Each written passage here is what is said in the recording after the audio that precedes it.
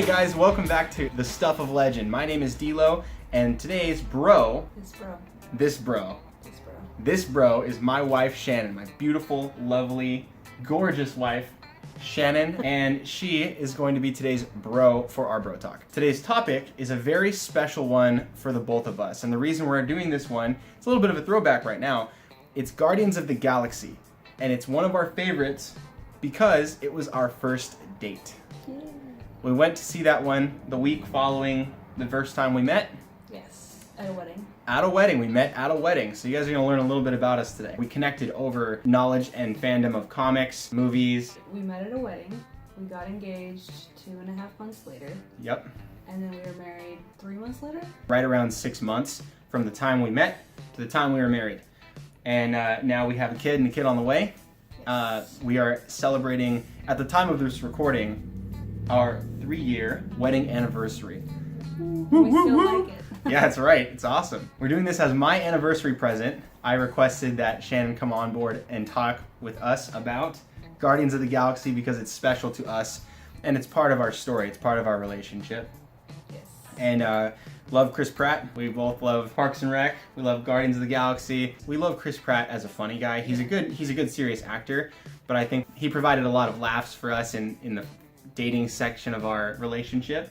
And then moving forward, we've rewatched Parks and Rec several times, Guardians of the Galaxy several times. We've seen Guardians of the Galaxy 2. It's almost been like Chris Pratt has been there through our relationship. We have a picture on our bedside. We have a picture of Chris Pratt. No, it's in here. Wow. Okay. Yeah. It's even closer. It's closer than on our bedside. Gross.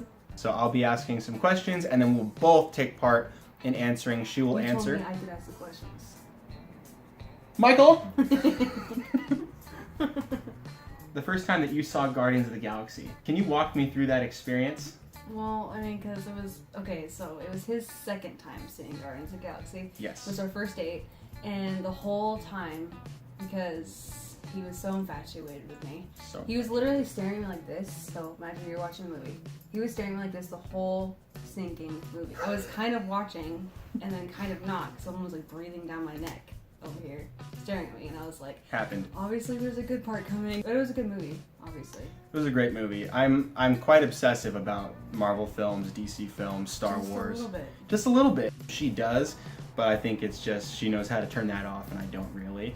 And so she ends up being my bro with these discussions in the background. So this is just, I just started doing these films this year for YouTube as kind of a, I want to be creative, start using some of my talents a little bit more that I had abandoned through high school. Love making films. I'm doing that for you guys. But then she's been this huge support for me, talking with me about these things all the time. I bother her a lot about these things, but it's, a lot. Yeah, I mean, a lot. I know, she the always... The other day we were walking through Target, and he literally stops me, and he's like, babe, look, Black Panther, babe, look, Star Wars, babe, look, and I was like, oh, look, there's Power Rangers, and he stops, there wasn't Power Rangers, I was making fun of him. She's all, babe, look, there's Power Ranger toys, and I was like, what, where? And she's all, I'm kidding, there's no Power Ranger toys, get a grip.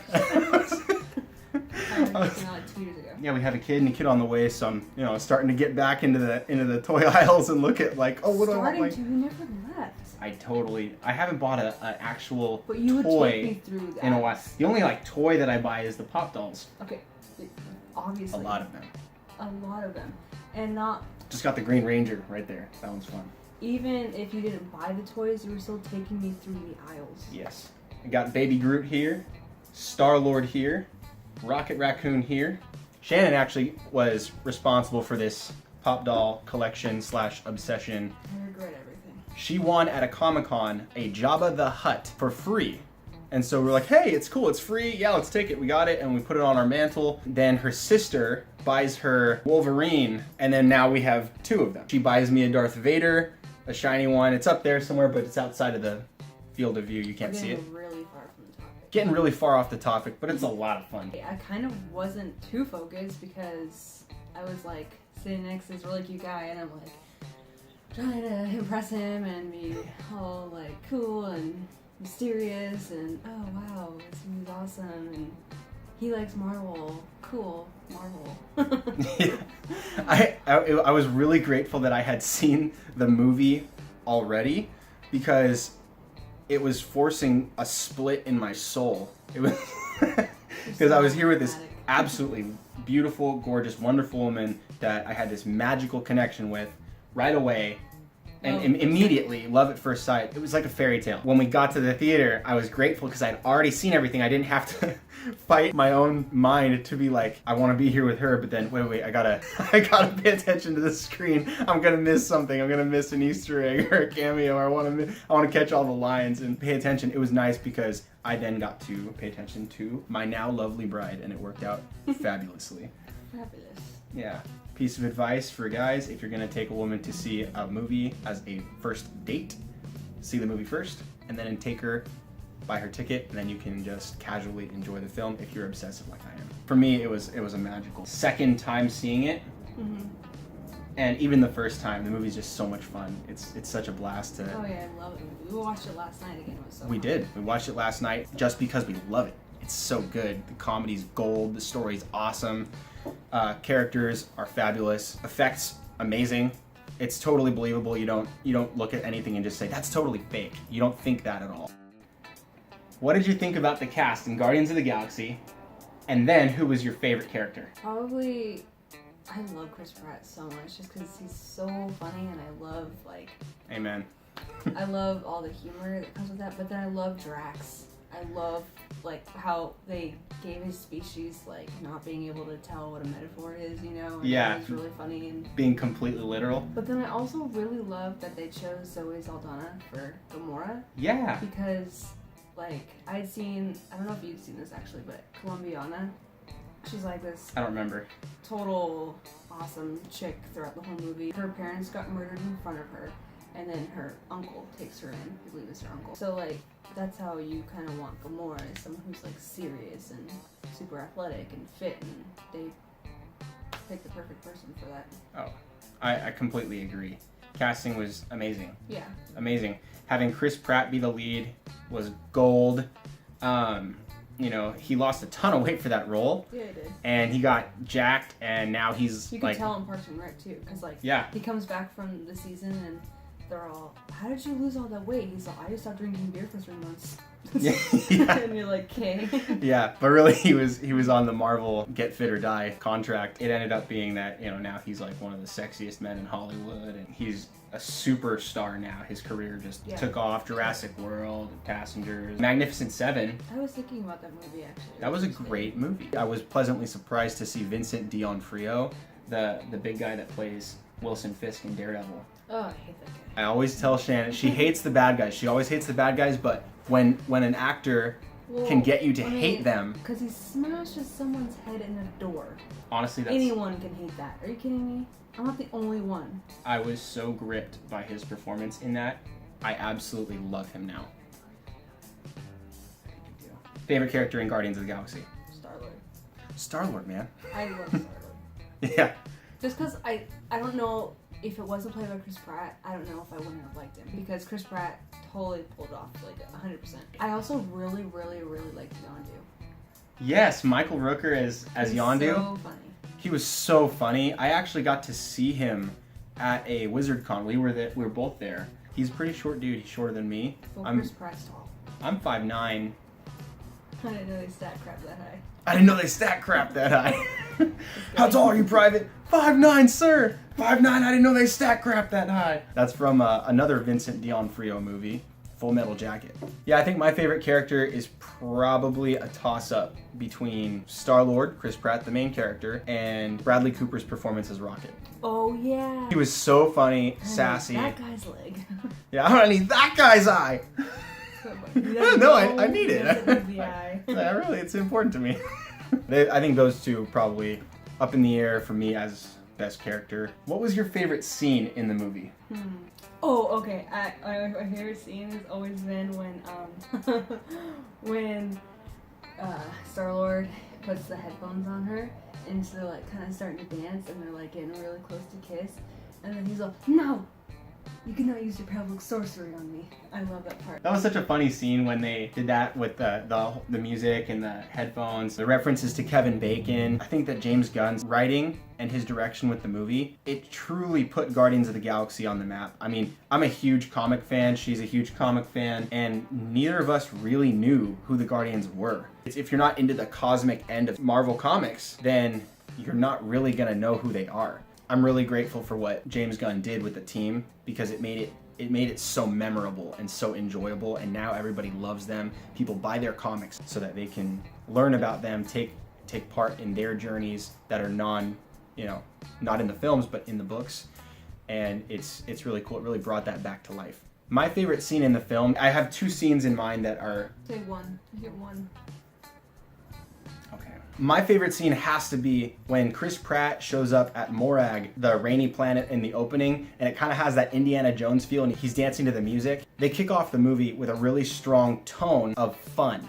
It has a really fun feel, and you get to see him like grab the space rat and use it as a microphone. He's dancing and stuff. It's a lot of fun. You can kind of just get into it, and it's a classic song that people in our generation didn't get a lot of, but it's nice because it brings that tone. It sets the era that he's supposed to be from.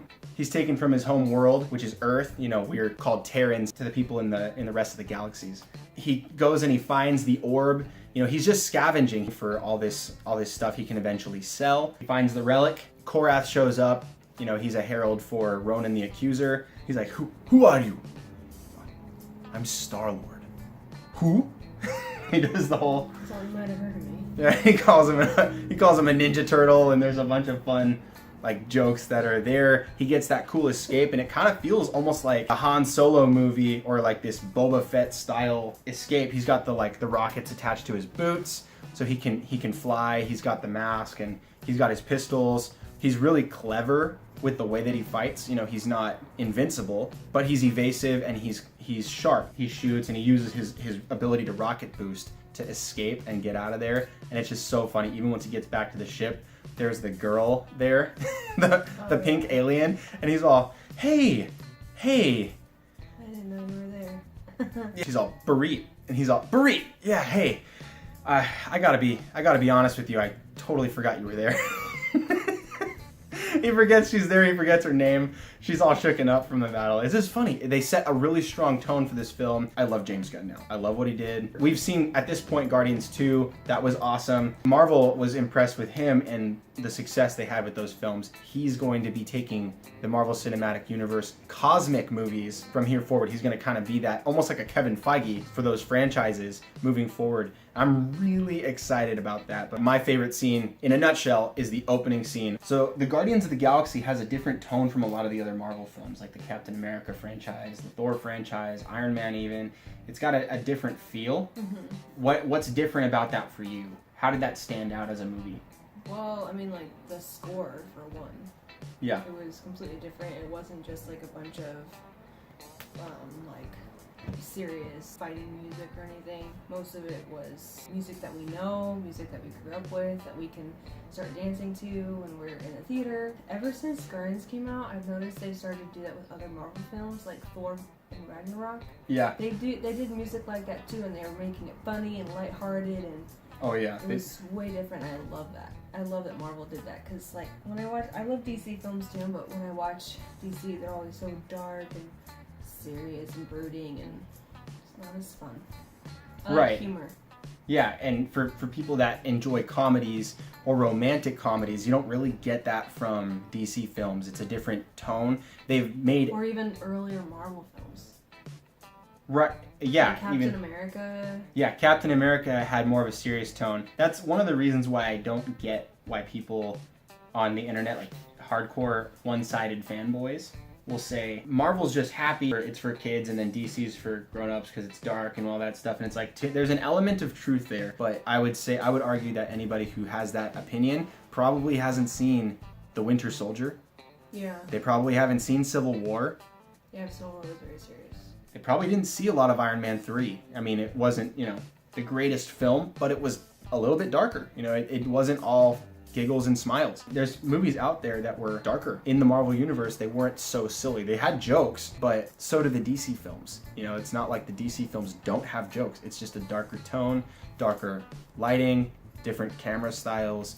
You know, they try to push it to be darker. And I think you're right. Yeah, it was definitely the score for me. And the colors. Oh, yeah. It was like the first truly vibrant, magical colors. Purple, yellow, orange, bright colors everywhere. Well, they were in space, so they could take like different liberties to like create whatever they wanted. Right. It was really good, and it was a fresh feel for Marvel. It almost didn't feel like a Marvel film because it was disconnected a little bit. You felt like it was the first one that was truly in space. I mean, Asgard's technically in space, but you know, you don't feel that. It almost feels medieval. They're like thou art. Yeah, the thou art. You know, they're speaking English and it talks like, you know, that whatever. It's. You sound like Arnold Schwarzenegger. I almost did my Arnold. Yeah. You got the Arnold. You got the Arnold. Yeah. Get to the chopper, mom. No, but it's more like father. The hammer, Heimdall, open the Bifrost. You know, it's kind of. That was really good. Thank you very much. Yeah, it's not my best. I would agree about the music. I would agree about the colors. I think that those are really what made it stand out. Marvel has always wanted to reconsolidate their properties. You know, they wanted to get the Fantastic Four and the XMen and that sort of thing back for a very long time. And Disney just recently acquired Fox. Mm-hmm. Praise the Lord. That's some good news if I ever got some. That being said, with those properties being in the MCU, what would you like to see happen moving forward after Infinity War, after all that's done?